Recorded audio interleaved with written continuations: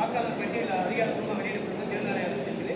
விரைவில் தேர்தல் தேதி அறிவிக்கப்பட்டு காலதாமதம் ஆகுது. காலக்கெடு நீட்டிச்சுக்கிட்டே போறீங்க. ஜனவரி 9 3 3ஆம் தேதி மாவட்ட செயலர் சொன்னீங்க, அப்படி தள்ளி தள்ளி போகுது. அதுக்கான காரணம் என்ன? 3ஆம் தேதி மாவட்ட செயலர் மீட்டிங் நான் சொல்லவே இல்லை. நீங்களாக ஒரு செய்தியை போட்டுட்டு அது நான் சொன்னதாக கருத்து சொல்கிறது முதல்ல தப்பு. எங்கே நான் சொன்னேன் 3ஆம் தேதி எங்கள் மாவட்ட செயலாளர் மீட்டிங் நான் எங்கே சொன்னேன்? நான் சொல்லவே இல்லை. நீங்களாக ஒரு செய்தி போடுறீங்க, நீங்களாக அதுக்கு ஒரு பதில் சொல்கிறீங்க.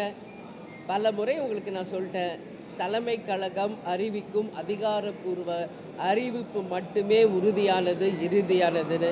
நீங்கள் ஒவ்வொரு நாள் நீங்கள் உங்கள் கற்பனைக்கு ஏற்பட்ட பதில் செய்தி போட்டுக்கிட்டு இருக்கீங்க. ஸோ அதுக்கெல்லாம் நான் டெய்லி உட்காந்து பதில் சொன்னேன்னா என்ன இருக்குது? அதனால் வெயிட் பண்ணுங்கள், கூலாக இருங்க, ஹாப்பியாக இருங்க. நாங்களே கூலாக இருக்கோம், நீங்கள் ஏன் டென்ஷன் ஆகுறீங்க? அதனால் பாருங்கள், எங்கள் நிர்வாகிகளாம் ஹாப்பியாக இருக்காங்க, அவங்களே உறுதியாக இருக்காங்க. ஸோ உரிய நேரத்தில் உரிய அறிவிப்பை உங்களுக்கு தெரிவிப்போம். வேறு எதாவது கொஸ்டின்?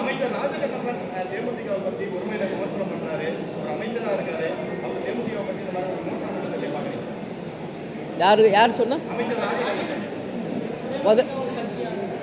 தேமுதிக எப்படியாப்பட்ட கட்சி என்பதை தமிழக மக்கள் அறிவாங்க. உலகம் முழுவதும் இருக்கும் தமிழர்களும் மக்களுக்கும் தெரியும்.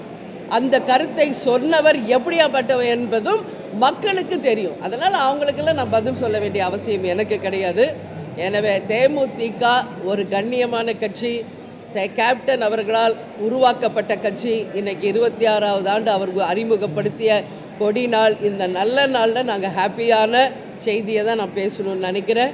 எனவே யாருடைய கருத்தும் எங்களை எந்த வகையிலும் பாதிக்காது. ஏன்னா மடியில் கனமில்லை, வழியில் எங்களுக்கு பயம் இல்லை. அதனால் அவங்க கருத்து அவங்கவுங்களுக்கு உட்பட்டது. அதற்கு நான் பதில் சொல்ல வேண்டிய அவசியம் கிடையாது. நாங்கள் அனைவர் மீதும் மரியாதை வச்சுருக்கோம். நாங்கள் கண்ணியமாக எங்கள் கேப்டன் எங்களுக்கு வழிகாட்டியபடி அந்த கண்ணியத்தோடு தான் எங்கள் கழகத்தை வழி நடத்துவோம் என்பதை மட்டும் இந்த நேரத்தில் நான் தெரிவித்து கொள்ள கடமைப்பட்டிருக்கிறேன்.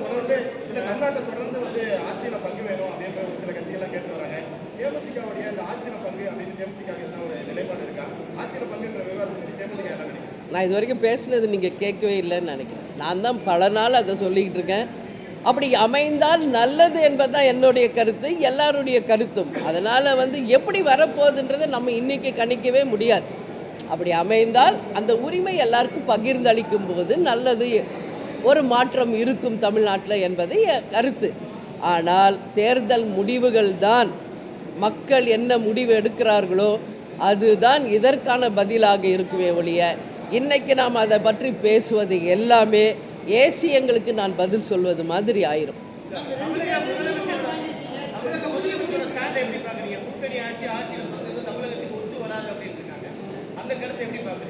அவர் கருத்தை அவர் சொல்லியிருக்காரு, அதை நான் என்ன பார்க்க முடியும்?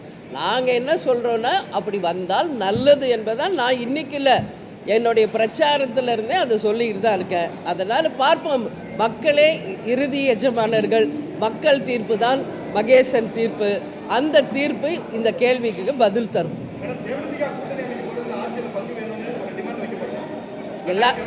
இன்னும் கூட்டணியே நாங்கள் உறுதி பண்ணலன்னு சொல்லுவோம். அப்படி எல்லா கொஸ்டினுக்கு இன்றைக்கே நான் பதில் சொல்ல முடியாது.